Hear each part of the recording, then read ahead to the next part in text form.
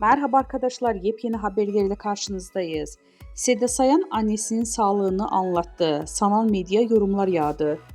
Ünlü şarkıcı ve televizyon sunucusu Seda Sayan geçtiğimiz günlerde yaptığı açıklamada annesi Ayşe Gürsaçyan'ın evdeki yardımcıları ile ilgili yaşadığı kaygıları paylaştı. Sayan annesinin yemek yemekte zorluk çektiğini, yardımcılarının kendisine zarar verebileceğini düşündüğünü söyledi.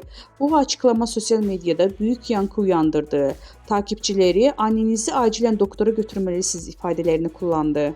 Sayan kendi programında annesinin sağlık durumuna dair detaylı açıklamalarda bulundu.